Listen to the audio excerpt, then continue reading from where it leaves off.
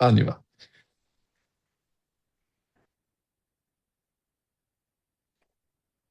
Bonsoir mes chers amis. Alors, nous allons parler aujourd'hui de la paracha de Vaïgash, l'avant-dernière du livre de Bereshit. Et c'est enfin les fameuses retrouvailles entre Yosef et ses frères. Donc, il va se faire connaître, se faire reconnaître. Et donc, on peut dire que c'est la paracha qui conclura cette longue odyssée de Yosef, la descente en Égypte, etc. Et ça se termine par le retour, évidemment, de Yosef au sein de sa famille, ou plutôt c'est sa famille qui vient en Égypte. Ils descendront au nombre de 70, et c'est déjà le prélude de ce que nous allons entamer avec le livre de Shemot. Alors, je vérifie 2 secondes. Parfait. Donc, avec le livre de Shemot, qui, comme vous le savez, parle de l'exil, et on citera les 70 personnes qui, d'ailleurs, vont être citées aussi dans cette paracha. Ve'elu Shemot, et voici les noms de tous ceux qui vont descendre en Égypte, et ce sera le début de l'exil en Égypte. Alors, donc, il y a plusieurs questions qu'on essaye, évidemment, euh, on essaye d'y réfléchir à chaque fois qu'on retrouve cette paracha. Qu'est-ce qu'il a voulu, Yosef? Qu'est-ce qui se passe exactement? Et on va voir d'abord et avant tout, puisqu'on a terminé avec un suspense.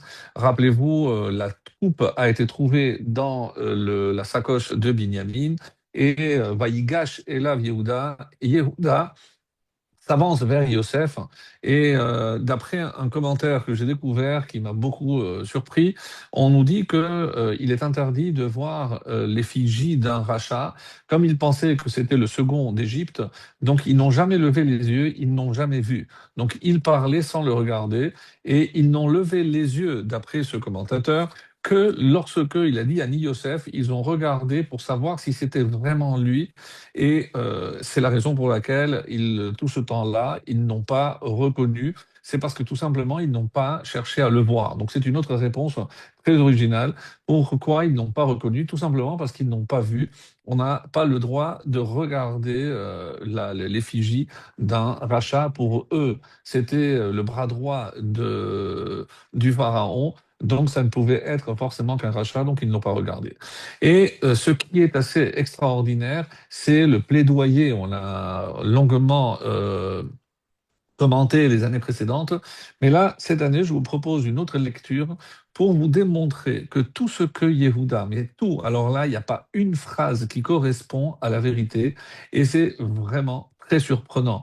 Comment Yosef ne dit rien, comment il laisse parler Yehuda. Alors je sais que dans les Midrashim, qu'on a l'habitude de citer, il s'apprêtait à faire la guerre, etc. Donc tous les Midrashim, évidemment, vous les conservez, vous pouvez les relire si ça vous permet de rafraîchir la mémoire. Mais là, je vous propose une autre lecture. Alors, je vais lire rapidement le début de la paracha pour vous démontrer que tout ce que Yehuda dit ne correspond à aucun événement qui a eu vraiment lieu. Oui, je sais que c'est perturbant, mais vous allez voir que c'est vraiment remarquable. Alors, il dit, Yehuda s'approcha de lui, directement en français pour gagner du temps. De grâce, mon Seigneur, que ton serviteur prononce une parole aux oreilles de mon Seigneur. Pourquoi aux oreilles? Donc, parce qu'il ne veut pas le regarder, et que ta colère ne s'enflamme pas contre ton serviteur, car tu es comme Pharaon. Alors, vraisemblablement, il s'adresse à Yosef. Mon Seigneur a interrogé ses serviteurs en disant, avez-vous un père ou un frère? Regardez, il suffit de regarder la semaine dernière, à aucun moment, Yosef a posé la question. C'est eux qui, de leur propre initiative, lorsqu'ils ont été traités d'espions, c'est eux qui ont dit, on a un frère jeune, etc. Donc, et jamais il a été posé la question. Et nous avons dit à mon Seigneur, nous avons un père âgé, Zaken. Jamais il n'a prononcé le mot Zaken. Vous pouvez vérifier tout ce que je vous dis, et vous allez remarquer que c'est remarquable parce que tout est faux. Il ne dit pas une seule vérité. Et un jeune enfant de sa vieillesse, Ben Zekounim, et son frère est mort. Alors attendez, donc l'enfant Ben Zekounim de la Torah, il parle de Yosef, et son frère est mort. À aucun moment, ils ont dit qu'il était mort. Et Néno, il n'est plus là. Et là, il dit, on t'a dit qu'il était mort. Jamais de la vie. Lui seul est resté de sa mère, et son père l'aime, de sa mère. Mais jamais il a été question de parler de plusieurs mamans. Tu as dit à tes serviteurs, faites-le descendre auprès de moi que je pose mon œil sur lui. Jamais, regardez les propos que Yosef a tenus, il n'a jamais parlé de poser un œil sur lui. Nous avons dit à mon Seigneur, le jeune homme ne pourra pas quitter son père, car s'il quittait son père, il mourrait. Il n'a jamais été dit cette phrase. Ils ont dit, il descendra dans le Sheol, etc., mais jamais qu'il allait mourir.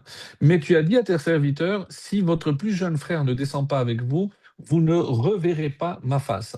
Jamais il a dit cette phrase. Vous ne viendrez pas en Égypte sans votre frère. Pas vous ne reverrez pas ma face. Yosef n'a jamais prononcé cette phrase. Et ce fut lorsque nous sommes remontés auprès de ton serviteur, mon père, nous lui avons rapporté les paroles de mon Seigneur. Donc là, apparemment, il rapporte ce que eux ont dit à leur père. Et notre père a dit, retournez, achetez-nous quelque nourriture. Nous avons dit, nous ne pouvons pas descendre si notre plus jeune frère est avec nous. Nous descendrons, car nous ne pourrons pas voir la face de l'homme si notre plus jeune frère n'est pas avec nous. C'est pas ce qui a été dit, vous pouvez vérifier. Ton serviteur, mon père, nous a dit, vous savez que mon épouse m'a enfanté deux fils. Écoutez, la réponse que Yaakov a donnée, ça ne correspond pas du tout à cela. L'un m'a quitté et j'ai dit, hélas, il a sûrement été mis en pièces et je ne l'ai pas revu jusqu'ici. Quand est-ce que Yaakov a dit ça? C'est lorsqu'il lui a apporté la tunique, mais il n'a jamais été question de cette phrase quand il était question de redescendre en Égypte avec Binyamin. Jamais Yaakov a prononcé, à part lorsqu'ils lui ont présenté la tunique, il a dit cette phrase, Tarov Toraf, il a été dévoré, mais pas la réponse à cette question-là. Que vous preniez également celui-ci devant moi, qu'il lui arrive malheur, et vous aurez fait descendre ma vieillesse par le mal dans la tombe. Et maintenant, si je viens auprès de ton serviteur, mon père, et que le jeune homme n'est pas avec nous, puisque son âme est attachée à son âme, il adviendra, lorsqu'il verra le jeune homme qui n'est pas là, qu'il mourra. Et tes serviteurs auront fait descendre la vieillesse de son serviteur avec affliction dans la tombe, car ton serviteur s'est porté garant. Ah, enfin une vérité, la seule de tout ce plaidoyer. Car ton serviteur s'est porté garant du jeune homme auprès de mon père en disant, si je ne te le ramène pas, j'aurai péché envers mon père à tout jamais. À présent, de grâce, que ton serviteur reste à la place du jeune homme, esclave de mon Seigneur, et que le jeune homme remonte avec ses frères. Car comment remonterai-je vers mon père sans que le jeune homme soit avec moi, de peur que je ne voie le mal qui accablerait mon père. Et Yosef ne put se contenir. La suite, on la connaît. C'est là où il ne peut pas se retenir et il dit, je suis Yosef. Alors maintenant, la question est, comment Yosef laisse dire autant de mensonges sans réagir? Alors, on ne comprend pas, sincèrement, mais quand on donne un plaidoyer, donc déjà c'est très facile à citer ce qui a été dit ou ce qui n'a pas été dit et comment ça a été dit. Comment Yehuda se permet-il d'inventer de tels mensonges, un vrai tissu de mensonges, pour sauver son jeune frère? C'est magnifique, hein, mais pas part de là la vérité. Et comment Yosef, écoutant tout ce tissu de mensonges, ne réagit pas comme on aurait attendu? Il a été capable de le traiter d'espion, donc il n'a pas de poil dans la langue, donc ce qu'il avait à dire, il aurait dit. Et là, il se tait et on se pose la question. Et là, mes amis, il y a une réponse extraordinaire qui, pour moi, a été une révélation. C'est que Yosef ne s'adresse pas à Yosef. Oui, vous avez bien entendu.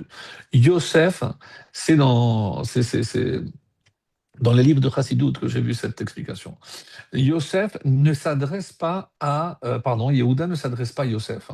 Il dit, toi Yosef, si tu veux tendre tes oreilles, tends tes oreilles. C'est pour ça que je vais parler, mais tends tes oreilles si tu as envie d'entendre, mais je ne m'adresse pas à toi. Je m'adresse à mon Seigneur. Mon Seigneur, il parle à Hachem. Et quand je relis tout ce texte en disant que Yehuda reconnaît son erreur, et il dit, quand il parle de son père, ce qui a été dit ou ce qui n'a pas été dit, c'est pas ses échanges avec Yosef, mais tout ce à quoi on a assisté jusqu'à présent, c'est comme si Yehuda faisait un mea culpa devant Yosef. Donc toi, tu es comme le pharaon, donc je ne m'adresse pas à toi. S'il y a quelqu'un qui peut nous tirer d'affaire, c'est mon Seigneur. Si tu veux écouter, écoute, tends les oreilles, mais moi je parle à mon Seigneur, le seul, le vrai, c'est Akadosh Baruch Hu.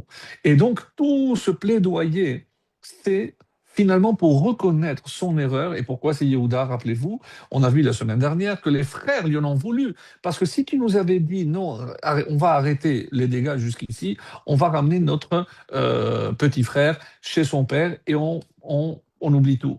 Donc, on t'aurait suivi. Donc, si aujourd'hui on voit la souffrance de notre père, on ne sait même pas ce qui s'est passé avec Yosef, donc tu portes la responsabilité, Yehuda. Donc, Yehuda, maintenant, va épancher son cœur devant Akadosh Baruch Hu comme une reconnaissance, il va assumer toute la responsabilité de ce qui s'est passé, et c'est pour ça qu'il termine en disant, je veux prendre la place de mon frère, s'il y a quelqu'un qui doit payer pour cette erreur, c'est moi, Yehuda, parce que je suis à l'origine.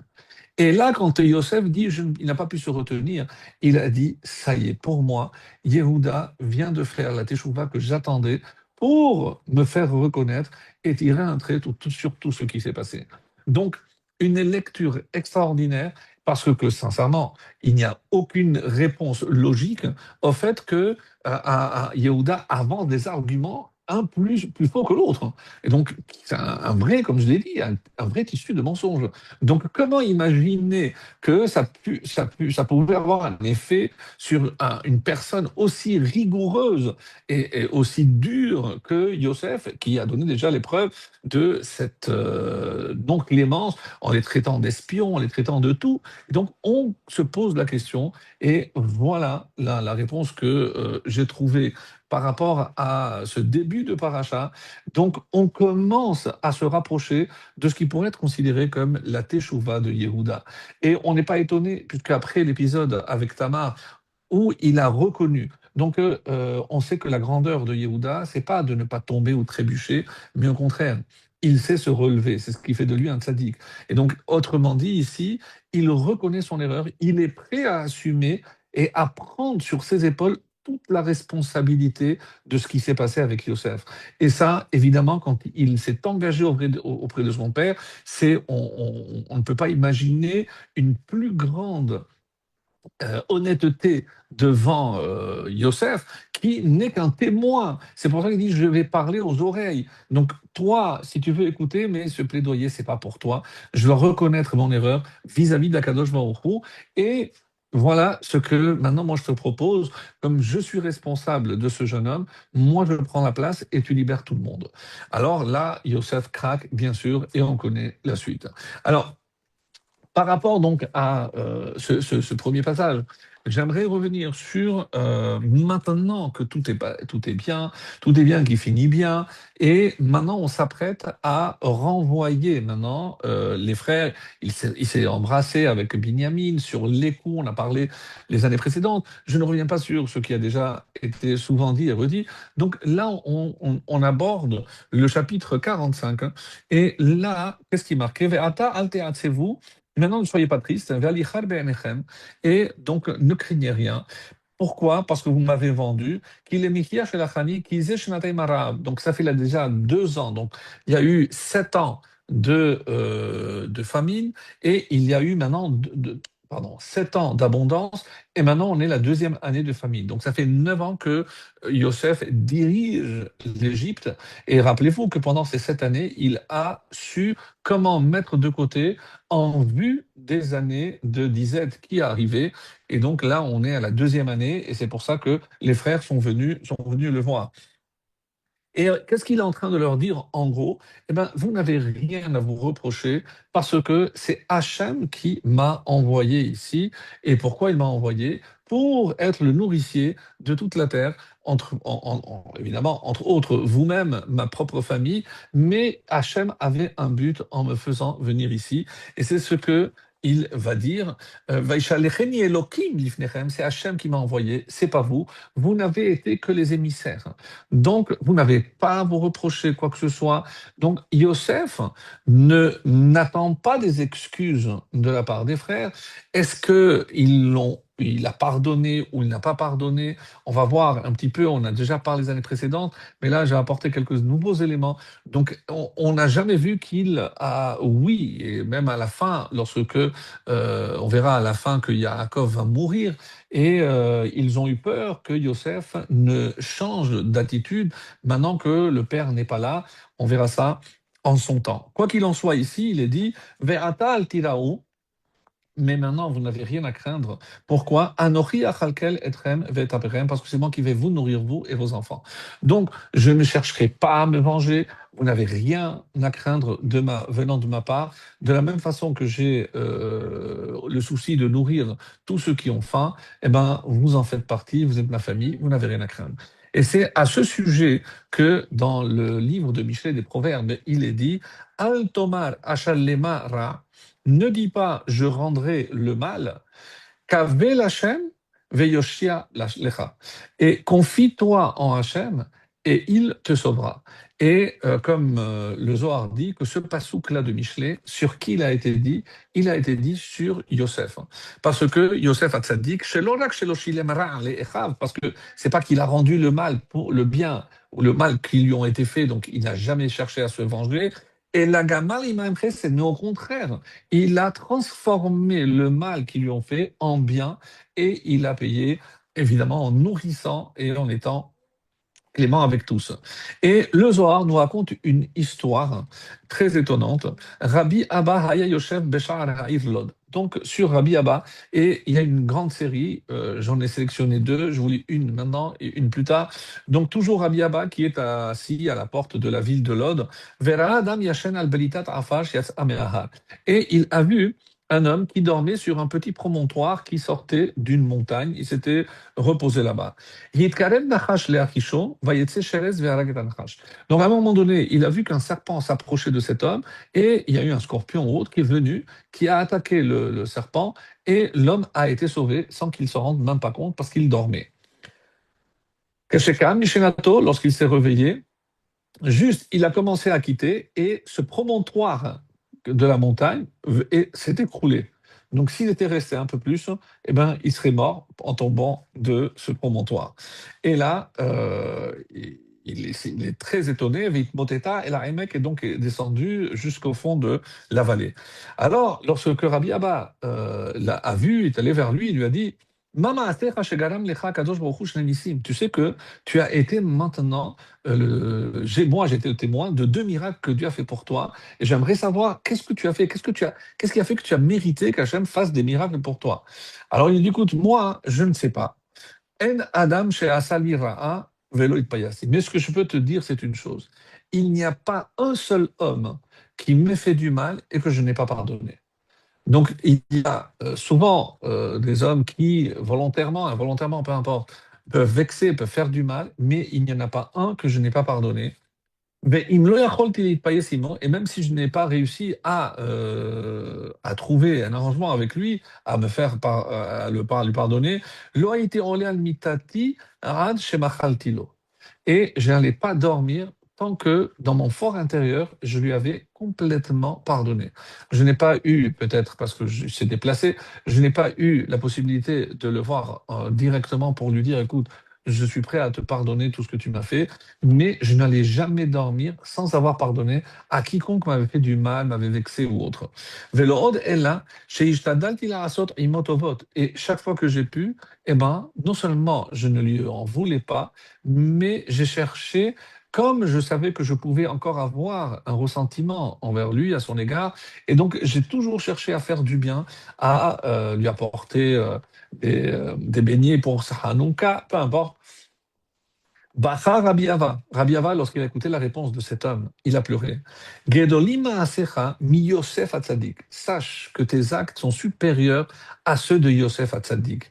Parce que hu lichem lechav. Parce que Yosef a pardonné à ses frères, mais c'était ses frères de sang. Ve'ata merachem lechol adam. Mais toi, tu es capable de pardonner tout homme, peu importe. C'est pas ta famille seulement.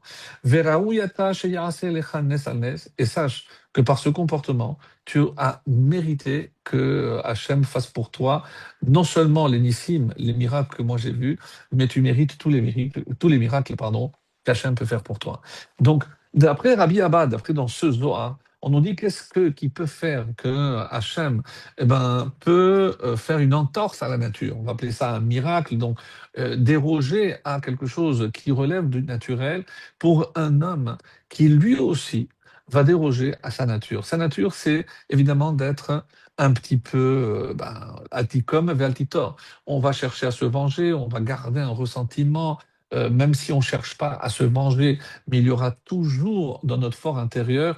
Donc, un petit quelque chose qui restera des résidus, même si on ne cherche pas à faire le mal ou à rendre le mal par le mal, mais on ne peut pas me demander, là, c'est vraiment, vraiment surhumain, de rendre le mal avec du bien.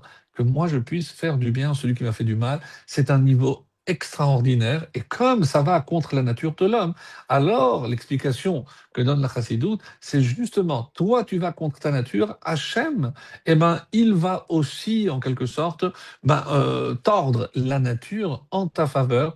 Et c'est ce que nous appelons tout simplement un S, un miracle. Alors, ça, c'est le premier passage. Et comme c'est rapporté dans le Tanya, Hamoar shalit ou moshel beruach shebelibo la'asot ha'efer mamash. Donc, il y a évidemment l'itnaheg im chavero beminat chesed vechiba yetera muda'at zo. Donc, si on suit son cœur, évidemment que les pulsions, que le désir de, quand il y a marqué atisnat achicha bilvavecha, dans ton cœur, il reste du ressentiment. Mais là, lorsque c'est mon cerveau qui va diriger, c'est ce que le Tanya explique, Hamoar shalit, donc, c'est le Moar, c'est le cerveau qui va diriger, contrôler. Beruach shebelibo la'asot ha'efech mamash. Et, et c'est si tu laisses ton cerveau, c'est lui qui peut te sauver de ce souhait, de ce désir de mal vis-à-vis de l'autre. Donc, pour, au contraire, désirer le bien, Le'inheg im chavero beminat chesed, vechiba yetera muda'at lo, ve'aderaba ligmol lechayavim tovot. Et donc, même à ceux qui sont coupables parce qu'ils m'ont fait du mal, comment je vais rendre cela tovot par des bienfaits. Et mon Shekata Bezoar, l'imod Yosef Imechav, et de qui on s'inspire? De Yosef, qui n'a jamais cherché à venger ses frères. Et c'est pour ça que le rabbi, dans l'écouté Sichot, dira Mikevan, chez Gemalu, Hare, mais et Hashem Aitalo. Donc, comment tu peux arriver à ce stade-là, de ne pas en vouloir à celui qui t'a fait du mal? Eh ben, la réponse ici que propose le rabbi, en s'inspirant donc sur ce qu'on vient de lire du Tanya, c'est que des kol de Avid de la Kamana, l'état va avide. Donc, la vraie question que je dois me poser, moi, c'est pas la question, c'est qui l'envoie? La personne qui m'a fait du mal. Ma vraie question, c'est mais qui l'envoie et pourquoi il me fait ceci? Donc, quand Tania nous dit que Mikevan, Shema Shegimalu, Hare Me Et Hashem Aitalo. Donc, la première étape, c'est de prendre conscience que mais Hachem Yatzazot, c'est Hachem qui a envoyé, lui n'est qu'un émissaire. Donc, c'est comme, je ne peux pas faire comme un chien qui se tourne contre un bâton. Lorsque le bâton frappe quelqu'un, je sais très bien, parce que je suis un homme, je ne suis pas comme un chien, donc avec une intelligence limitée, mais je ne me retourne pas contre le bâton, mais je demande qui dirige ce bâton. Et c'est pour ça qu'on dit que si je pars du principe que tout ce qu'Hachem fait, c'est pour mon bien, donc je dois tirer des leçons. Et c'est ça, la Ren Tsarich Ligmol Imahem Tovot, qui a sous-zot bishlichuto shel HaKadosh Baruch Hu, eux n'ont été que les émissaires. Alors évidemment, pour faire le mal, comme le pharaon, comme d'autres, alors eux rendront des comptes, parce que le pharaon, il a tiré profit, il est allé au-delà de ce que Hachem lui avait demandé. C'est pour ça qu'Hachem l'a puni en durcissant son cœur, etc. Mais Hachem, évidemment, qu'il choisit des émissaires pour telle ou telle mission. Mais la vraie question, c'est que lorsque il m'arrive, moi, ce qui m'arrive, je ne peux pas simplement en vouloir à cette personne que je dois considérer comme un émissaire d'Hachem. C'est très difficile, c'est beaucoup de travail, mais c'est aussi de la émouna. Parce que quand on dit que quelqu'un qui se met en colère, ben pourquoi je vais me mettre en colère? Parce qu'il m'a énervé, etc. Mais quelqu'un qui se met en colère, c'est comme s'il faisait de la Avodah. Pourquoi la Avodah? Parce que je m'énerve contre lui comme si c'était lui qui était à l'origine de ce qui m'arrive. Non, c'est Hachem qui l'a envoyé. Donc lui n'est que l'émissaire. Donc je ne vais pas me retourner encore une fois contre le bâton. Mais ça, c'est une réflexion qui demande énormément d'efforts, énormément de émouna contrôler ses pulsions, contrôler sa colère, contrôler son envie de mal vis-à-vis de l'autre, etc. C'est un effort surhumain. Et c'est pour ça qu'il a la suite, on va voir dans le chapitre 50, Vayel'u achei Yosef qui met aviem. J'avais dit qu'on va aller voir à la fin donc de Bereshit. Qu'est-ce qu'ils ont vu que le père est mort et ils se sont dit peut-être que Yosef maintenant va changer, peut-être qu'il va tourner. Veshiv yashiv lanu et kol hara. Donc il s'est retenu de nous rendre du mal tant que notre père était en vie, maintenant qu'il est mort. Vaïtzav el Yosef lemor avicha. Alors ils ont pris les devants en disant tu sais que Yosef, papa avant de mourir, il nous a ordonné, Kotomrou le Yosef, dites à Yosef, Anasana pesha achecha, s'il te plaît, pardonne la faute de tes frères. Vechatatam kira'a gemalucha, parce qu'ils t'ont fait vraiment du mal. Ve'ata tzana lefesha avdi elokim avicha. Et donc, je te demande, moi, ton père, alors que son père n'a rien demandé. Rachid dit, qu'est-ce que ça veut dire va'yir'u? Ils ont vu que Yosef, pourquoi il dit ça? She'ayu regilim lis'ol al shulchano shel Yosef, ve'aya mekarevan bishvil kavod aviv. Kshemet Yaakov lo kervan. Parce qu'ils ont vu qu'il y avait quand même un élément qui a changé. C'est que tant que le père était là, donc il recevait tout le monde, mais parce que le père était là, il faisait par cavode à son père. Maintenant que le père n'est pas là, donc il ne les invitait plus à manger. Ils se sont dit peut-être que ça va être le début d'un changement, et ils ont pris les devants. Rabbeinu Bachaye, lui, il n'est pas d'accord. Rabbeinu Bachaye nous dira quelque chose, encore une fois, de révolutionnaire. Il dit attendez, on dit que Hine echav bikshu mimenu mechila, velo be'ar katuv shemachalahem. Donc, si il est vrai que les frères ont demandé pardon, même si ce n'est pas clairement écrit, mais le texte à aucun moment précise que Yosef leur a pardonné. C'est pas clairement dit. Lo ra'inu sheyazkir katuv mechila be Yosef, velo sheyode lahem sheyisa pish'am pechatatam. À aucun moment il est écrit que Yosef a effacé cette faute. Il a dit oui, que c'est parce que Hachem avait déjà un objectif, pourquoi il m'a envoyé, etc. Mais est-ce que le pardon est implicite? Non, c'est pas vous qui m'avez vendu, c'est Hachem qui m'a envoyé. Mais clairement, c'est pas dit. Et la preuve, c'est pour ça que Ve'i-efshar lehitkaper avonam rak bemchilato. Et donc, si, pour que la faute soit complètement pardonnée, il faut que Yosef le dise clairement, je vous pardonne, ici il n'y a plus rien. Ve'alkar utzrach haonesh lioto, kamuz vechatum lipaked achazman beinyan asara haruge malchut. Et là, Rabbeinu Bechaye jette une pierre dans la mare en disant, parce que si le pardon avait été effectif, et que les 10 frères avaient été pardonnés, donc on n'aurait pas vu 1500 ans après quasiment, lorsque on choisira 10 parmi les plus grands d'Israël. Et pourquoi tellement de temps? Parce qu'on n'a jamais eu dans une même génération 10 d'un tel niveau. Et c'est ces 10 qui vont être les 10 martyrs qui viendront finalement expier la faute des 10 frères. Mais si, et c'est Rabbeinu Bechaye, donc c'est pas nous qui osons dire une chose ou avancer une chose pareille, si le pardon de Yosef avait été complet, il n'y aurait pas eu les 10 martyrs. En tout cas, c'est la position de Rabbeinu Bechaye. Après, évidemment, il y en a d'autres, mais il s'agit de Rabbeinu Bechaye à Kadosh, donc on est obligé, évidemment, de le mentionner. Le Or HaChaim Kadosh, il dit Hareze dome le mitkaven leashkot chavero kos mavet veishkahu kos yayin. À quoi ça ressemble? Regardez l'image, parce qu'elle est d'une puissance extraordinaire. Il dit imaginons quelqu'un qui voulait empoisonner son ami, et au lieu, il se trompait de bouteille, et il lui a servi du vin. Est-ce que maintenant, Eno mitrayev klum? Or HaChaim nous dit, mais il n'est pas coupable. Pourquoi? Vaharehem ptulim vezakaim bedine shamaim. Parce que on ne condamne pas quelqu'un sur des intentions. Des mauvaises intentions, Hachem ne tient pas compte, alors que des bonnes intentions, même si à la fin, j'ai pas réussi à faire ce que je m'apprêtais à faire de bien, eh bien, Hachem nous dit, malgré tout, sachez que je vous compte comme si vous avez fait du bien. Mais le mal, jamais. Donc, je ne peux pas punir quelqu'un sur une mauvaise intention. Alors, comme dire ici le Rahaim Akadosh, donc, qu'est-ce que je déduis de là? C'est que même si les frères avaient voulu faire du mal, au final, il s'est avéré que c'était pour le bien de tout le monde. Donc, je ne peux pas considérer qu'il soit vraiment coupable. Alors, des questions, évidemment, comme le Rambam va trancher dans les Chot Shabbat, il est interdit, comme vous le savez, de pécher. Et donc ici, Nitkaven et Alot Dagim. Donc quelqu'un, il est allé pour pêcher. Il a jeté son filet et il remonte des poissons. Et dans le filet, il y a un bébé qui était tombé à l'eau. Pas tour, mais il a transgressé Shabbat. Il n'avait pas l'intention de sauver le gosse. Mais il se trouve que Hachem, en fait, c'est comme si dans l'arrière-pensée, pour sauver ce gosse, lui, il a eu l'idée de pécher, et c'est comme ça que cet enfant a été sauvé. Donc, il est patour. Va filum lo shamash et tava. Et il n'a pas fait ça pour essayer de retrouver. C'est pas parce qu'il a entendu qu'il y avait un gosse qui s'est noyé et il va dire bon, moi, je vais pêcher, et si peut-être par hasard je vais le réussir à le sauver. Non, non, il ne savait rien du tout. Et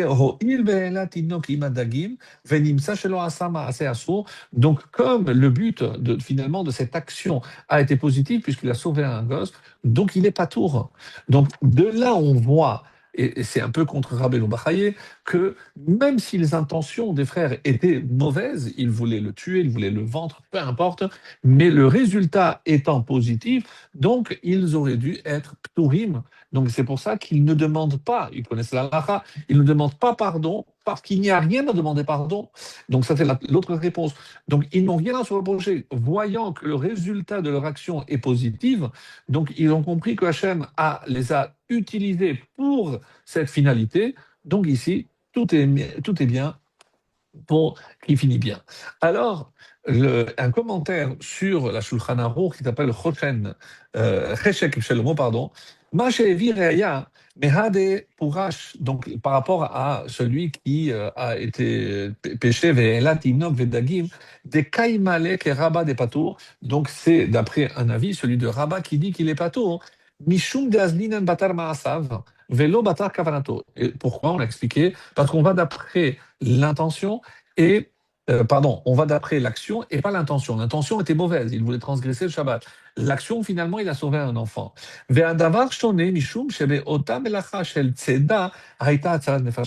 Et tout ceci parce qu'il a sauvé une vie. Donc l'action, forcément, est positive. Donc il va être patour. Mais il rajoute ceci.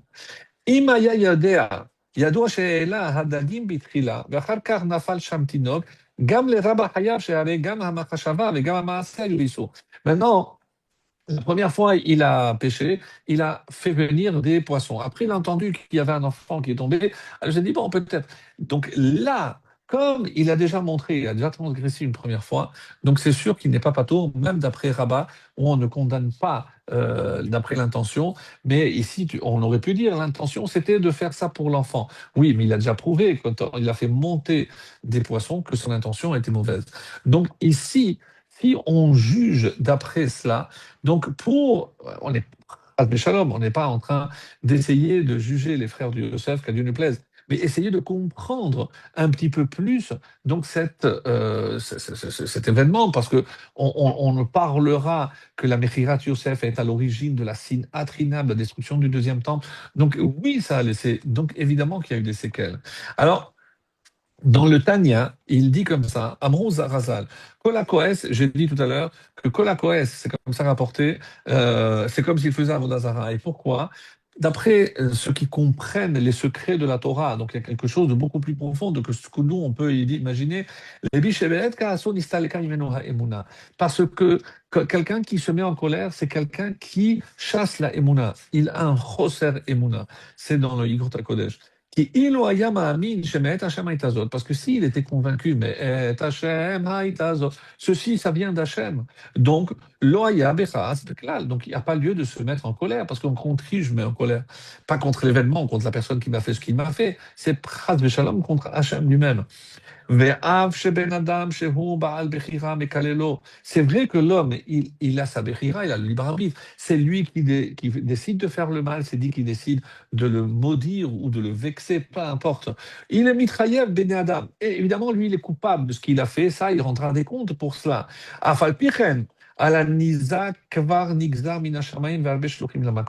Donc, c'est ça, Hachem et les hommes s'occuperont du mal que l'autre a fait.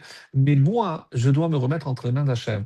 Donc, Moshe Katouv, qui Hachem Amarlo, Kalel, c'est comme si Hachem lui avait dit, toi, va et maudis celui-ci, parce que j'ai un message à lui faire parvenir. Où on a vu ça?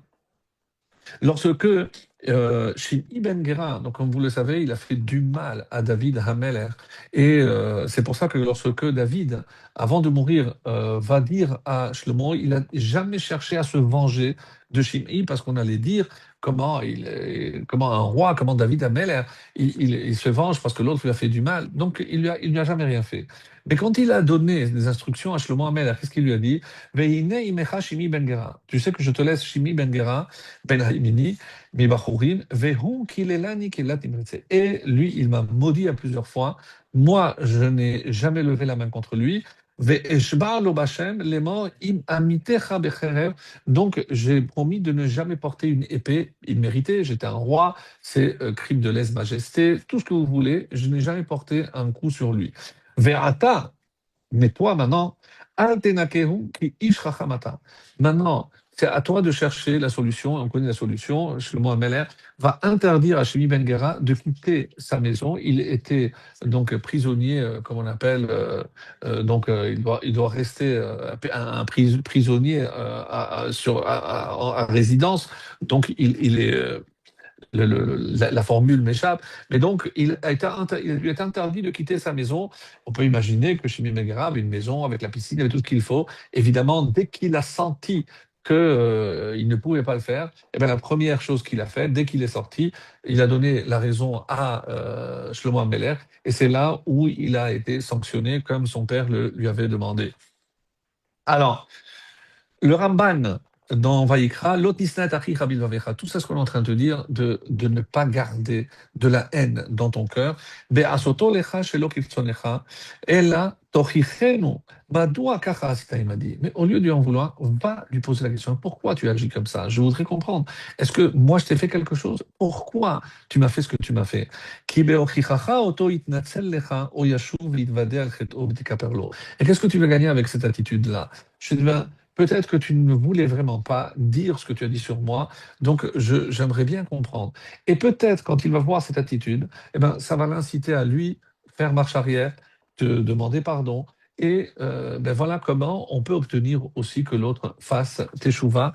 Alors voilà un petit peu, on pourrait dire, sur cet échange entre Yosef et les frères, bien que, évidemment, on ne peut pas faire le tour de cette question, vu que c'est pas évident. Donc, il y a une histoire qui me revient, c'est quelqu'un, un Américain, donc il avait fait la Aliyah, le fils devait se marier, donc le père avait affrété un avion, etc., pour le Covid.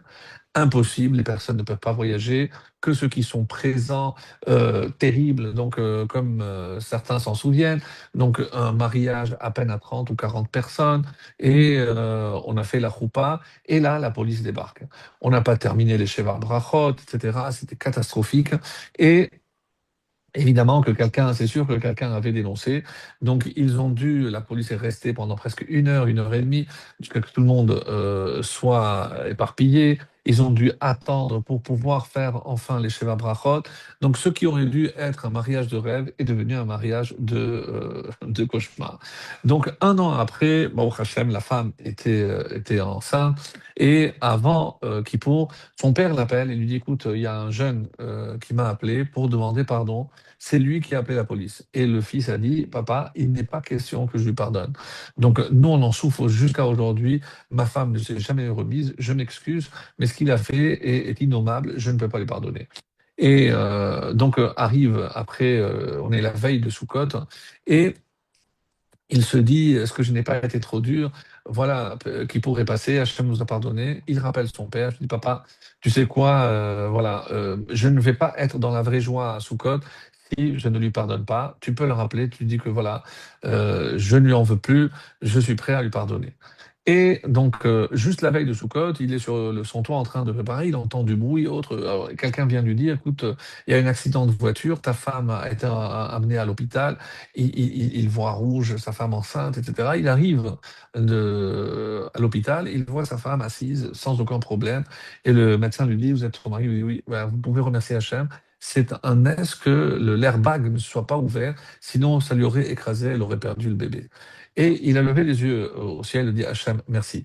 Parce que il était convaincu que c'est parce qu'il avait pardonné à celui qui lui avait fait du mal et qu'il lui a souhaité tout le bien du monde, eh ben Hachem a tenu compte et a se demandé si tout ceci ce n'était pas pour sauver sa femme et son bébé. Donc, là encore, on a un bel exemple de ne jamais en tenir rigueur à qui que ce soit, parce que c'est pas comme ça qu'on va évidemment résoudre les problèmes. Au contraire, faire un travail sur soi, très dur, je vous l'accorde, mais c'est comme ça. Comme une autre histoire qui me vient, c'est à l'époque d'Alexandre le Tsar, et il avait interdit l'alcool, il s'est dit, plus de vente privée d'alcool, c'est que l'État qui a le droit. Évidemment qu'il y avait de la contrebande, surtout chez les Juifs, parce que l'alcool, etc. Et un jour, il y avait quelqu'un qui avait un fût, donc masqué, donc personne ne savait ce qu'il contenait. Et un autre Juif qui avait bu un peu trop, il s'était énervé parce qu'il ne voulait plus servir et lui a dit comment il a donné des coups, il a cassé le fût et le fût s'est répandu. Donc 3 jours après, quelqu'un a dénoncé ce Juif qui, comme quoi il avait de l'alcool. Ils sont venus. Et il lui a dit, toi, il paraît que tu as de l'alcool. Il lui dit, oui, c'est vrai, j'avais, mais quand vous avez interdit, voilà, je l'ai cassé. Ils ont vu que c'était sec, etc. Ah, d'accord, ils sont repartis. Donc l'autre juif, il avait des saoulés entre-temps, il est venu lui dire, lui dit, écoute, tu sais que tu me dois, que tu n'es pas... Comment? Mais je t'exige que tu me payes maintenant mon fût. Mais je t'ai sauvé de la prison, de pire, qu'est-ce que tu me racontes? Et ils sont allés voir... le Dayan à l'époque, Rabbi Chaim Sanovitch, donc et il lui a dit, il lui a donné l'exemple de le poisson. Donc comme il est sorti quelque chose de bon au final, même si son intention était bonne, donc à la fin il ne devait pas lui payer parce que il l'a quand même sauvé. Et bon, il a pardonné, il n'a pas demandé à être payé, bien entendu. Alors, ceci pour montrer la différence entre l'intention d'un homme et ce que on doit, comment on doit se comporter. Alors, la suite, c'est lorsque on retourne au texte, c'est le moment des retrouvailles, lorsqu'ils vont se reconnaître. Et là, j'aimerais revenir sur quelque chose de très beau, vous allez voir. Donc, lorsque il se fait reconnaître, et on dit que les frères, Nivral ou Ipanam, ils n'ont pas pu réagir, ils n'ont pas eu de réaction, ils étaient stupéfaits. Stupéfaits parce qu'ils se sont rendus compte que comment Yosef s'en est tiré, etc. Et le Nivalou Panav. Donc pourquoi parce que quand ils ont enfin regardé attentivement, ils ont reconnu dans les traits de Yosef, Yaakov leur père. Et c'est pour ça qu'ils n'avaient plus rien à dire. Après, le Hachaim, et comme le Kliyakar, il va dire Keshuna Elai à 2 reprises. Donc il va dire Ani Yosef, Achichem, donc à 2 reprises. La première, il dit comme ça, on est au chapitre 45, Vayomer Yosef Elecha Vani Yosef. Donc je suis Yosef. Est-ce que mon père est-il toujours en vie? Ses frères ne purent lui répondre car ils étaient consternés. Nivhalou. Et ensuite, Yosef a dit à son frère, approchez-moi, approchez de moi de grâce. Ils s'approchèrent, il dit, je suis Yosef, votre frère. Mais il vient de dire, donc il y a un verset, que vous avez vendu en Égypte. Alors, qu'est-ce qu'il pensait? La première, c'est comme ça que le Raphaïm va l'expliquer. Comme ils n'ont pas réagi, donc Yosef a craint deux choses. La première, c'est qu'ils aient peur. Donc il a dit, Atiraou. Donc pourquoi ils ont eu peur? Peut-être parce que j'ai dit à Yosef que mais je ne me considère plus votre frère. Donc il redit, Ani Achichem, non, je suis votre frère, je suis toujours votre frère. Et ensuite, il a dit, peut-être qu'ils ne m'ont pas cru. Alors il leur a donné, chez Mechartem Oti, c'est vous qui m'avez vendu. Et ça, personne d'autre ne pouvait le savoir. Donc, c'est pour enlever toutes les suspicions. Donc, on voit que Yosef fait beaucoup d'efforts pour se faire accepter par ses frères. Alors, rappelez-vous d'ailleurs, lorsqu'il a retrouvé cet homme la semaine dernière, Nas Oumizé, ils ont voyagé, ils ont quitté Zé, donc et la Arva, comme dira Rachi, ils ne veulent plus de fraternité avec toi, et Zé 12, ils ne veulent plus être 12 frères, ils veulent que tu sois exclu. On avait expliqué, comme il faisait attention, il était beau, etc. Donc, ils se sont dit, et c'est ça la raison, et il faut retenir par rapport à ce que je dirai à la fin du cours. Donc, qu'est-ce qu'ils se sont dit? Comme il y a Abraham, il a donné Ishmaël, Yitzhak, il a donné Esav, et bien Yaakov, il a donné Yosef. Donc ils ont mis Yosef au banc parce qu'ils se sont dit, chacun des patriarches a eu une brebis noire, pour ainsi dire. Et donc Yosef, donc, comme il était beau, il faisait attention à son apparence et autres, donc ils se sont dit, celui-là, il ne peut pas correspondre aux critères de tzaddik. Et évidemment, ils se sont lourdement trompés. Alors, le Sefer Temet dit pourquoi Asher Mechartem. Asher Mechartem, rappelez-vous cette expression, comme il a marqué, Asher Shibarta. Quand Hachem dit à Moshe Rabbeinu, concernant les tables, que tu as cassé. Quel est le commentaire que Rachid dit? Asher Shibarta Isharshar Kochacha. Bravo pour la félicité d'avoir brisé les tables et ainsi sauvé le peuple d'Israël. Donc, Asher Mechartem, donc, je suis en train de vous dire au contraire, c'est le Satémet, très belle explication, il dit, je vous félicite parce que c'est grâce à ce que vous avez fait que je me retrouve aujourd'hui le second du Pharaon, que je peux vous sauver de la famine, je peux sauver le monde entier de la famine. Donc, bravo pour ce que vous avez fait, même si c'était parti d'une mauvaise intention. Et un autre auteur aussi très intéressant qui cite le Yarot Vash, le Rav Epeshutz, et il dit comme lorsque Masechet Sota, on nous dit qu'on est venu annoncer la mort d'Avshalom à David Ameller. Et David Ameller a pleuré toutes les larmes de son corps, alors que Avshalom a cherché à le tuer.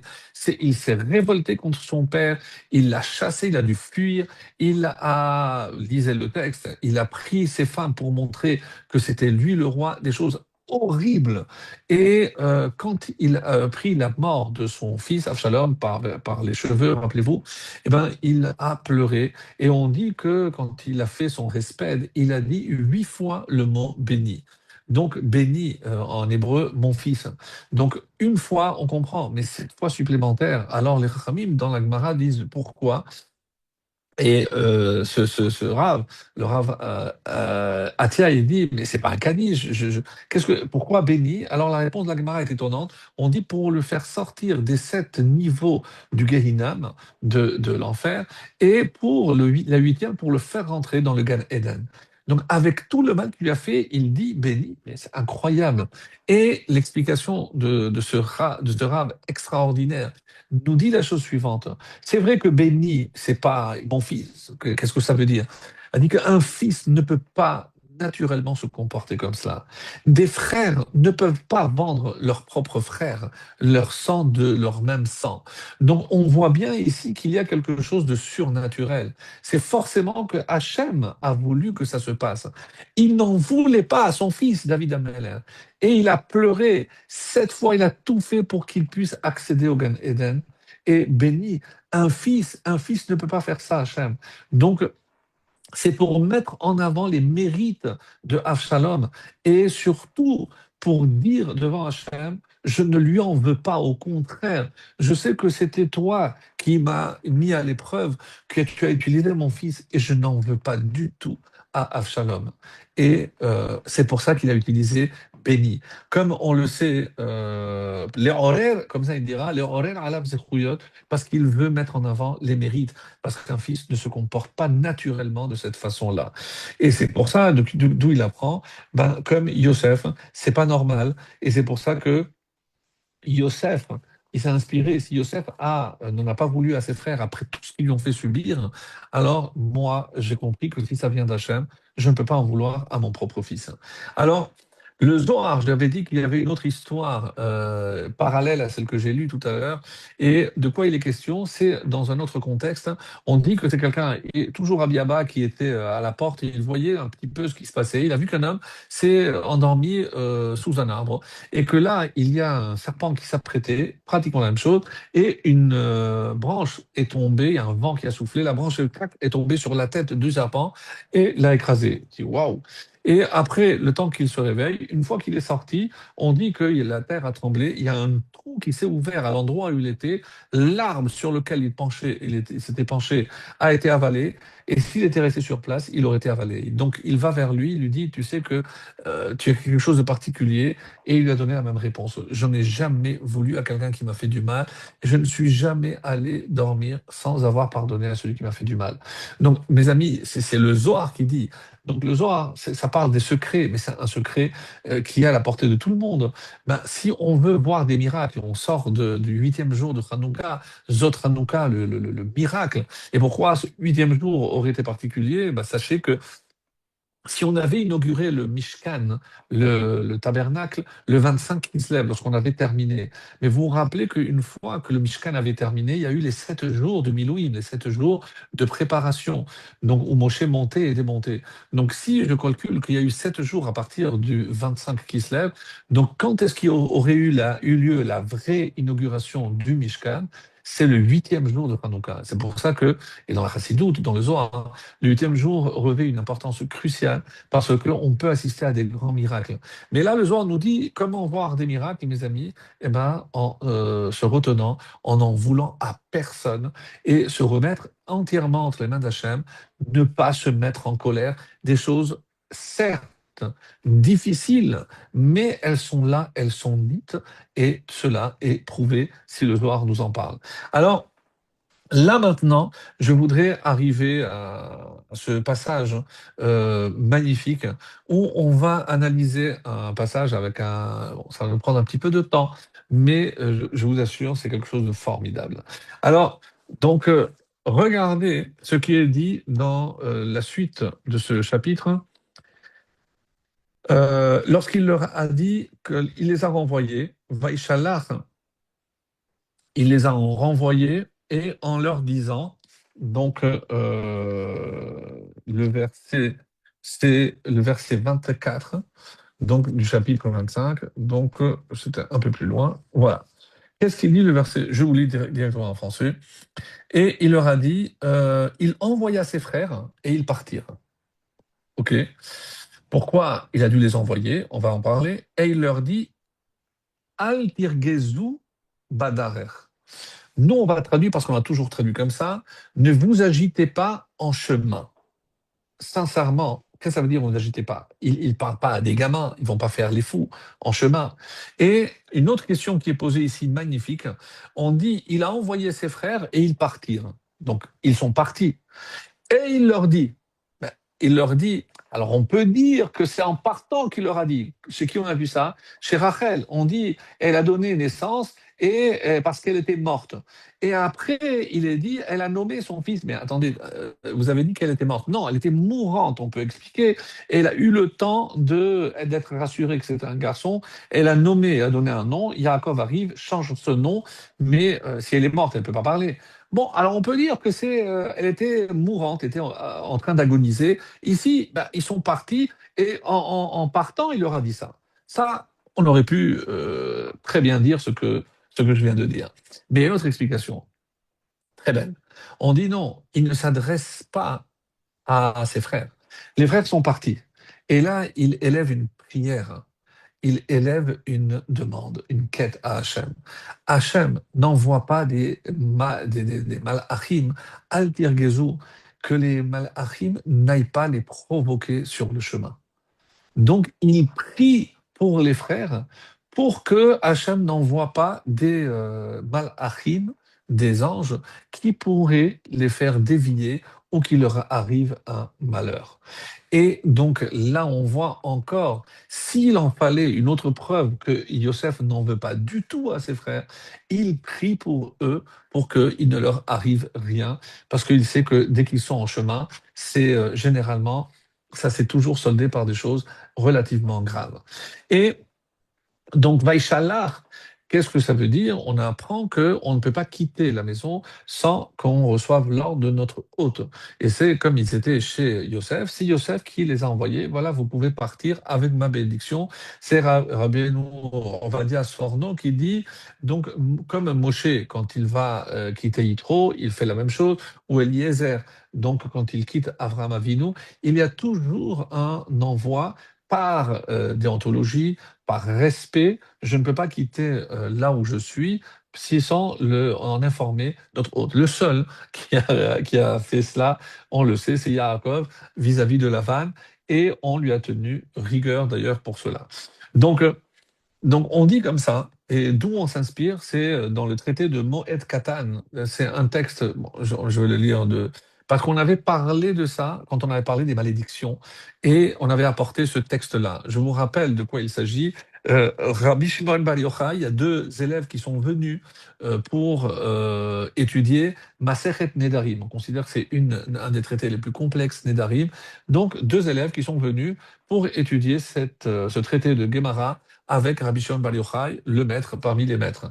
Et quand ils ont terminé, ils ont dit est-ce que tu peux nous donner une bracha? Et il leur a dit Lechu et Shalom. Donc vous allez en paix, que vous réussissiez. Quand ils ont sorti, la nuit était tombée, donc ils ont décidé de rester la nuit parce que c'est pas bien de voyager la nuit. Et le lendemain matin, ils ont prié apparemment avec Rabbi Shimon Bar Yochai, et avant de repartir, ils ont dit Barecheni, donc est-ce qu'on peut recevoir? Mais je vous ai déjà donné une bénédiction hier. Fait, oui, mais tu nous as enseigné également, notre maître, que quand on quitte la maison de son maître, on doit toujours demander si on a dû passer la nuit, eh bien, on doit renouveler cette demande. C'est toi qui nous as enseigné. Et il leur a dit, vous avez raison. Et il a appelé son fils, il a dit, écoute, ces deux hommes sont des grands hommes, va leur demander une bracha. Et rappelez-vous, ils ont dit des choses par énigme. Et c'est Rabbi Shimon Bar Yochai qui a expliqué à son fils que derrière ce qui paraissait une malédiction, il y avait des bénédictions. Bon, ça, si vous voulez, c'est Moed Katan, la page 9b.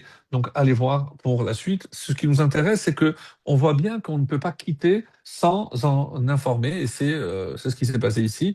Bon, c'est très bien. Alors, les roulés shalom. Alors, le char nous dit, le char, ici, c'est un des élèves du Harizal. Donc, on dit, à qui il a dit, il est mis à Mar Atergezukva, s'ils sont partis. Et c'est lui qui nous dit, cette explication que je trouvais merveilleuse, c'est il a prié au Malachim. Et c'est pour ça qu'il a marqué, Vaya alou, Vaya vo'ou. Et il rajoute quelque chose d'extraordinaire. Non seulement il a prié pour qu'il n'y ait pas d'anges nuisibles sur le chemin, il a prié pour qu'ils aient un kfitsat aderer. C'est que le chemin soit écourté. Donc, ce qu'on appelle un saut, téléportation, si vous préférez. Et pourquoi, de quoi s'agit-il ici? Eh bien, il a prié pour que il ne perde pas trop de temps. Alors, ce qui est étonnant, c'est qu'on n'a pas vu que Yaakov, lorsqu'il les a envoyés, il a fait ceci. Mais là, Yosef est pressé. Il veut qu'ils arrivent vite chez le père parce qu'il ne veut plus qu'ils continuent à souffrir inutilement. Et donc, c'est pour ça qu'il a demandé une kfitsat haderer. Et comment on sait qu'il a été exaucé? Parce qu'il y a marqué la suite, Vaya alou, et ils sont montés, Vayavo, ils sont arrivés. Donc, le temps de quitter l'Égypte, ils étaient déjà en terre de Canaan. Donc, il y a eu une kfitsat haderer. Donc, Hachem a, oui, écouté l'explication. Et pourquoi il voulait vraiment qu'il ne passe pas beaucoup de temps, écoutez cette explication, à faire dresser les cheveux sur la tête, pour ne pas fouler une terre impure. C'est comme ça que le char écrit. Un juif doit faire attention de là où il habite, qu'il n'y ait pas une mauvaise influence sur lui, sur sa personne, sur ses enfants. Donc, pas de terre où il y a une impureté. Donc, il a prié pour qu'il ne séjourne pas. Ah, et vous allez dire, et lui-même. Donc, lui, eh ben, il a fait ses preuves, hein, avec la femme de Potiphar, entre autres. Donc, il a tenu tête. Et Yosef, c'est Yosef, Ben Zekounim, il a reçu ce qu'il a reçu de son père, les brachot particulières. Donc, il avait peut-être une aura, une protection surnaturelle. et il craignait que les frères, après ce qu'ils ont fait, eh ben, n'aient pas droit à cette protection en terre étrangère, en terre d'impureté, et c'est pour ça qu'il a prié. Quoi qu'il en soit, toutes les explications que je viens de donner convergent vers une seule. La préoccupation de Yosef à l'égard de leurs frères. Il n'en voulait pas du tout, et c'est extraordinaire comment il continue à prier pour eux, à demander le bien pour eux, et ça c'est incroyable. Mais vous n'êtes pas au bout de nos surprises. Continuons.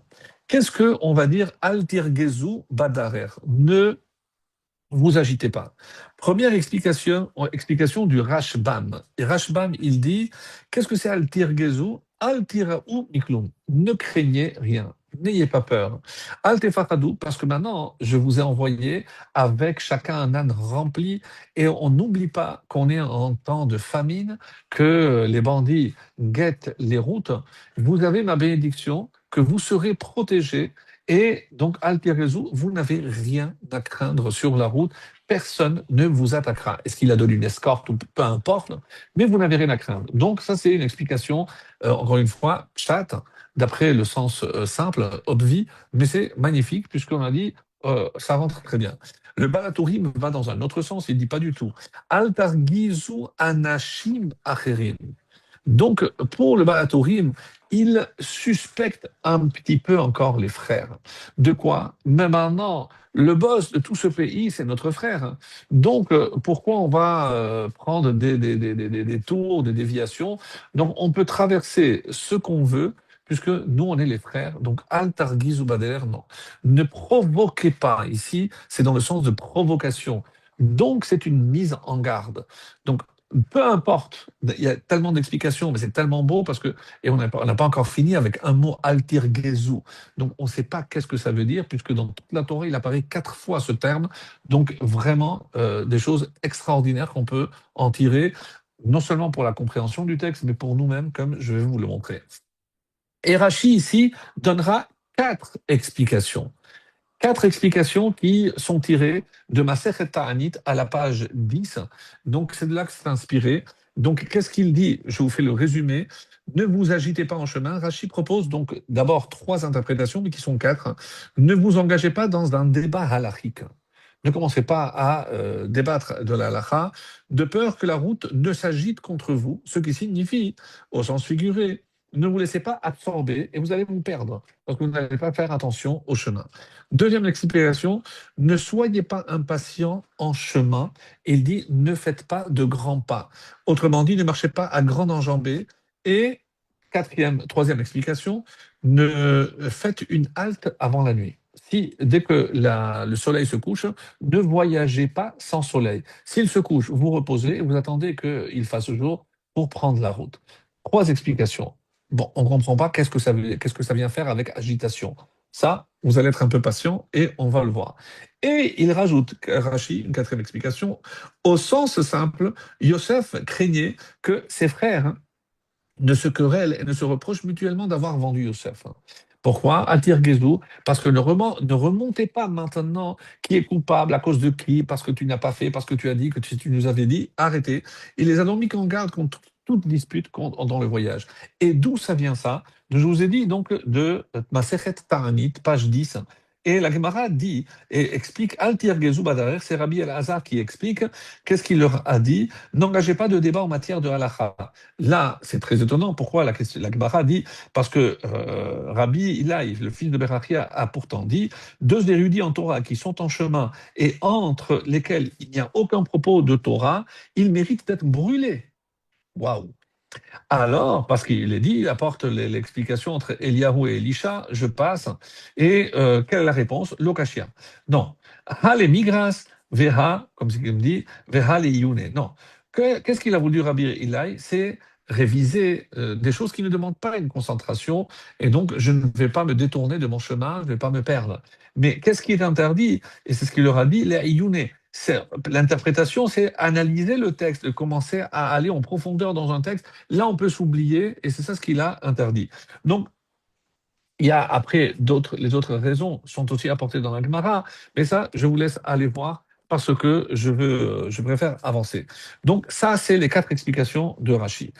Il y a une autre explication qui est dû au Gaon de Vilna qui s'inspire, il cite un livre qui s'appelle Agra des Pirka de Rabbi Moshe Mipeshbourg. Et qu'est-ce qu'il nous dit? Il dit qu'il y a une Gemara dans Brachot, la page 31, que quand on se sépare d'un ami, le mieux c'est de se séparer avec un Dvar Torah. Donc ça, c'est pas marcher ensemble, c'est se séparer. Quel est le plus beau cadeau que je peux faire à quelqu'un? On dit c'est un Dvar Torah. C'est curieux, c'est très beau ça. Et pourquoi? Et généralement, quand on n'a pas dit un mot de Torah à table, eh ben, le Dvar Torah le plus court qui soit, c'est Maï Macharonim Chova. C'est une halacha, et c'est vrai qu'il faut faire Maï Macharonim, les dernières ablutions, avant de faire Birkat Hamazon.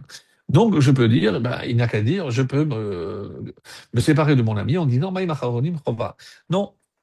Et alors, on dit ici que, et dans le Gaon de Vilna, il nous dit non, il y a une autre halakha, pas 3 mots, mais 4. Yachid verabim, halakha kerabim. Lorsque il y a un avis qui est singulier, unitaire, et il y a la majorité, donc on va d'après la majorité. Et le Igra de Birka, qui est un chassid, nous dit ici pourquoi? Parce que les initiales de ce mot forment un nom qui est le nom d'un malhar qui protège dans la route. Incroyable. Et si je vois, au lieu de Yud, Ke, Vav, c'est les 3 premières lettres du nom de Dieu, et la dernière, c'est un Kaf final. Donc, Yachid, Verabim, Yud et Vav, Halacha, le He, Kerabim, c'est un Kaf. Et pour ceux qui font le Tefilat Aderer, et il y en a qui font aussi avant de dormir, il y a un passouk qui dit Kimal achav yesavelach lishmorcha bechol derachecha.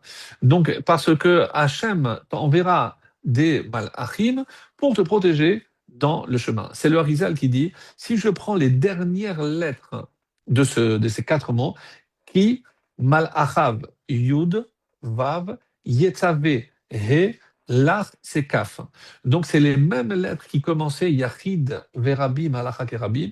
Ici, c'était les lettres finales, et c'est parce que à l'intérieur de ces mots sont contenues les 4 lettres qui désignent l'ange qui nous protège sur la route.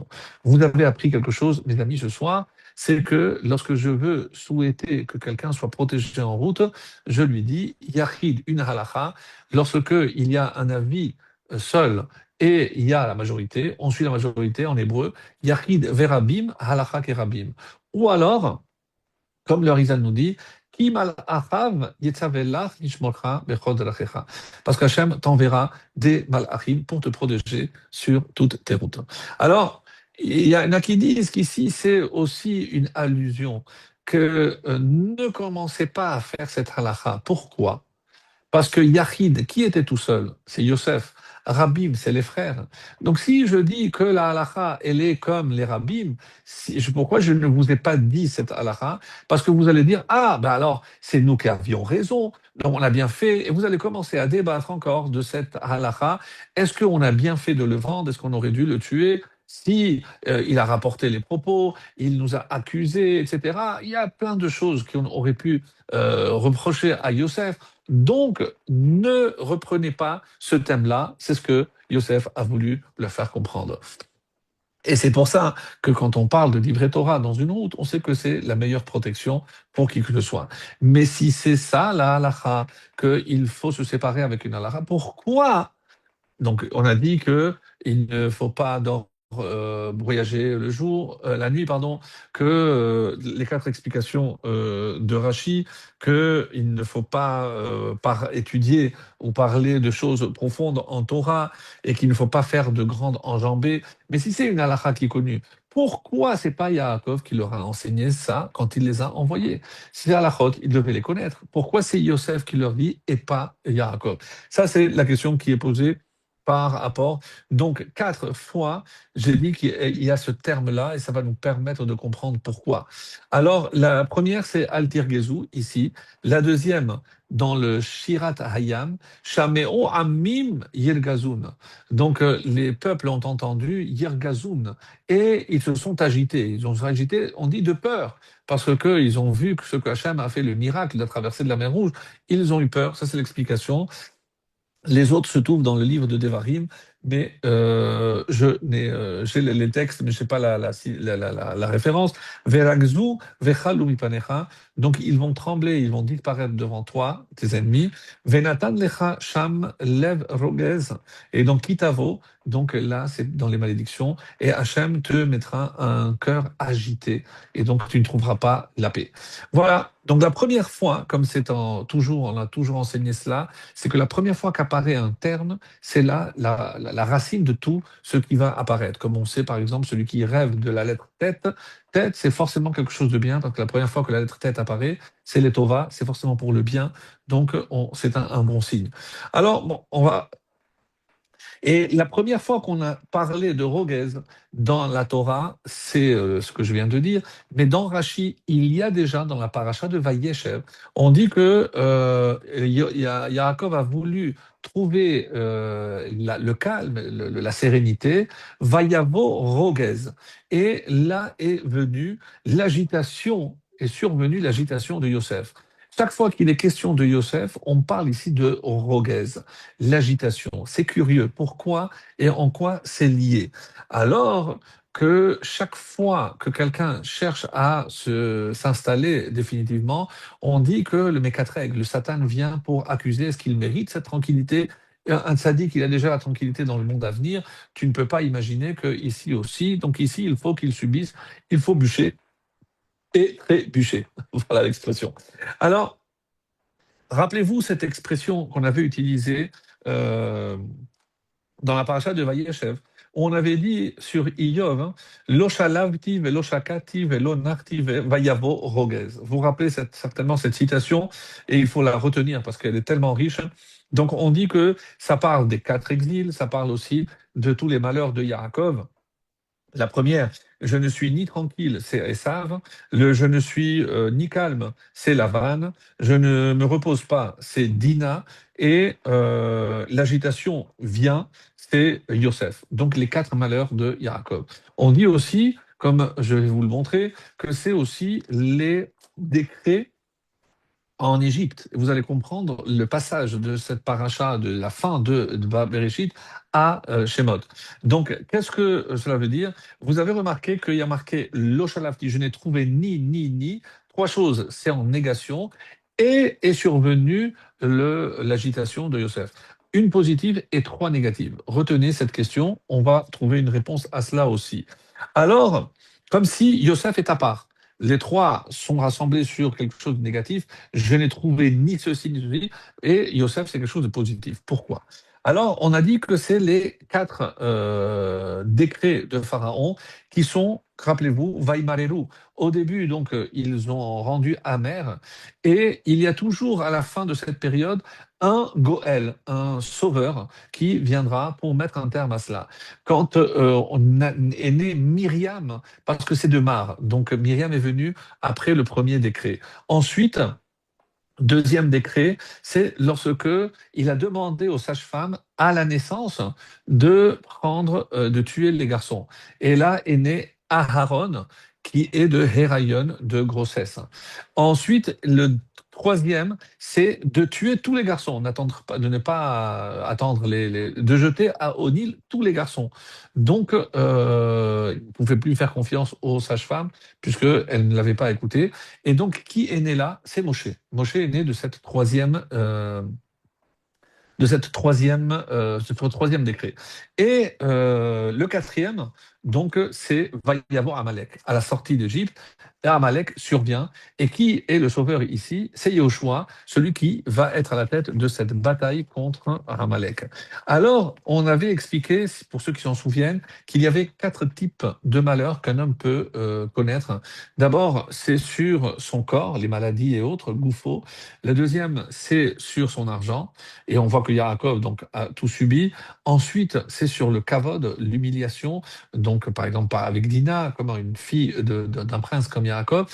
Et enfin, le quatrième, c'est ce qu'on a dit, c'est sur ses enfants avec Yosef. Donc, c'est les 4 types de malheurs qu'un homme peut connaître. Et Yaakov les a connus tous ensemble. Arrive cette explication que j'ai trouvée extraordinaire, pardon, et qui va conclure notre étude d'aujourd'hui. Al tirgezu badarer. Donc, il y a ici, c'est une explication à l'époque, c'était un contemporain du Gaon de Vilna qui a écrit un livre qui s'appelle Afike Yehuda. Et lui, il se base sur les siffrés de Chassidut qui disent que Zotar Chanukah, etc. Et il apporte aussi un enseignement de Sha'aret Teshuvah de Rabbeinu Yonah. Généralement, c'est un livre qui est étudié le mois de Elul. Mais là-bas, il y a un texte où il donne l'exemple et il cite Al Tirgezu Badarer et il donne une autre explication. Qu'est-ce que c'est Al Tirgezu? C'est vous ne regrettez pas. Donc, rogez, c'est regretter quelque chose. Donc, vayavo rogez. Donc, ici, on parle d'un regret. Et si quelqu'un ne regrette pas, il ne peut pas faire teshuva. Et il donne l'exemple ici Al tirgezu badarer. Donc, ne regrettez pas ce qui s'est passé en chemin, parce que, bon, pour les rassurer que ce qui avait été fait, ils n'avaient rien à se reprocher. Donc, ça rentre aussi dans cette explication. Par contre, quand on a dit qu'il y avait trois fois non et une fois oui, oui dans l'expression dans le livre de Job. Et pourquoi? Parce que quand le premier malheur est arrivé avec Esav, Yaakov n'a rien fait de mal. Il est né en deuxième position, Esav lui en voulait, et c'est comme ça, donc il n'est pas coupable. Donc je n'ai rien à faire, je n'ai rien à voir, ça vient d'Hachem. Deuxième chose, on a dit Lavan. Qui lui a demandé d'aller chez Lavan? C'est son père. Donc lui, il n'a rien fait de mal pour mériter ce que Lavan a essayé de lui voler, de tricher avec les filles qu'il lui a données. Donc moi, je n'ai rien fait pour mériter cela. Troisième, c'est Dina. C'est Hachem qui me dit maintenant retourne à Shechem. Et il a encerclé, il s'est protégé pour qu'il n'y ait rien contre avec les habitants du lieu. Donc il a pris toutes les précautions, donc il n'a rien à se reprocher. D'ailleurs, je ne sais pas si on l'avait déjà dit une fois, mais dans le Pirkei de Rabbi Eliezer, on nous dit, mais comment elle est sortie? Shechem était très malin. Il a organisé donc une marche de jeunes filles avec des tambourins, donc c'était comme une fête. Et Dina a regardé par la fenêtre, il a vu qu'il n'y a que des filles qui marchaient. Et alors elle s'est dit, eh ben, je vais me joindre à ces filles-là. Évidemment, c'était une embuscade. Dès qu'elle est sortie pour se joindre à que des filles, donc la Shechem l'a prise et on connaît la suite. Donc, j'ai pris toutes les précautions, donc j'ai rien à me reprocher. Par contre, pour Yosef, qui a envoyé Yosef chez les frères en sachant qu'ils étaient jaloux? C'est moi. Là, on a parlé au début de notre cours de mea culpa de Yehuda. Là, c'est le mea culpa, on peut dire, de Yaakov. Yaakov, il n'aurait peut-être pas dû prendre de tels risques. Va voir le shalom de tes frères, le shalom du tzon. En sachant qu'il lui voulait du mal, il n'aurait pas dû. Donc ça, j'accepte. Et c'est pour ça, Roguez, c'est je regrette. Et ici, je comprends pourquoi le regret est lié à Yosef, parce que la seule chose qu'il pouvait regretter, sur tout ce qu'il a passé avant, il n'avait rien à se reprocher.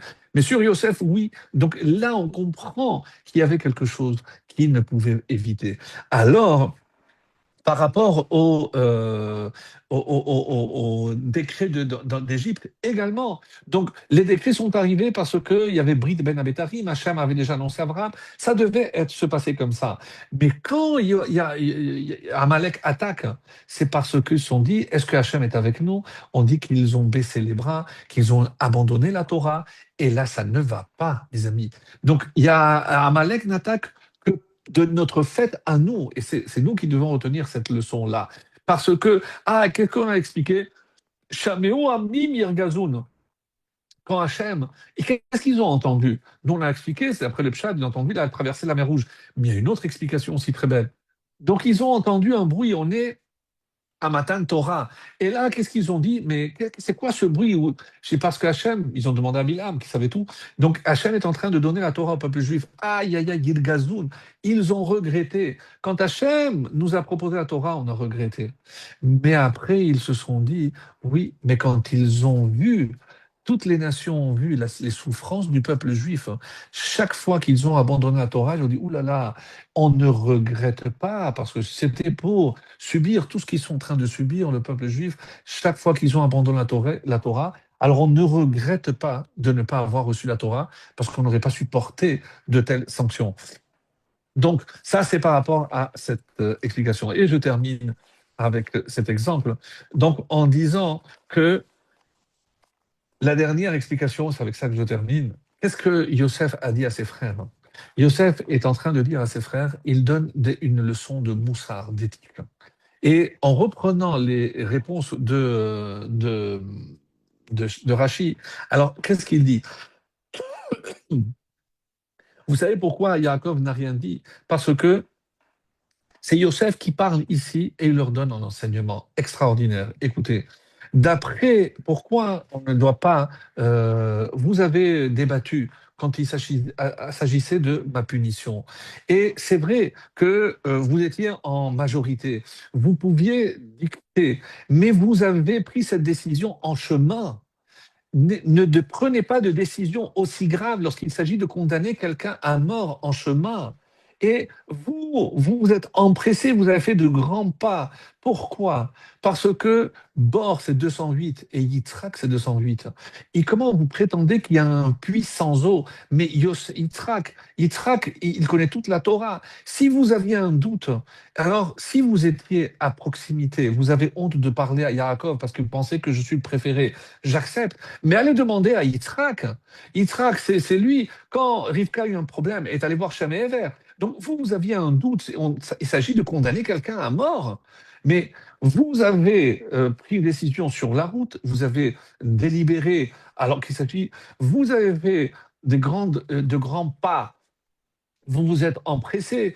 D'où on apprend qu'il faut faire métonim badim. Attention, soyez modérés. Parce que la paracha qui se termine, ne pas monter, Yitro, ne pas monter avec des marches, c'est-à-dire de faire de grands pas.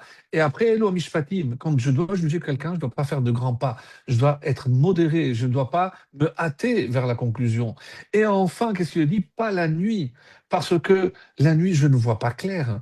Et vous n'aviez peut-être pas tous les éléments, mais vous vous êtes hâté de me condamner. Et c'est ça ce que je veux. Attention maintenant, ne reprenez pas. Les erreurs que vous avez faites, hein, c'est dans le chemin. Et mes amis, nous aussi, on est en chemin. Nous, on est en chemin vers la Géoula. On a encore les reflets de la lumière de Hanouka. Et qu'est-ce que ça vient nous enseigner? Attention, on ne doit pas juger ou condamner qui que ce soit. On ne doit pas se hâter. C'est avec nos prochains, avec notre proche, avec nos enfants. Eh ben, ne pas faire de grands enjambées. On est un peu dans l'obscurité, donc on ne voit pas tout clairement. Donc, je ne peux pas en vouloir à qui que ce soit. Ça, une chose est certaine, c'est que on est de ce chemin qui nous amène, Be'ezrat Hashem, vers la Géoula, vers la vraie lumière.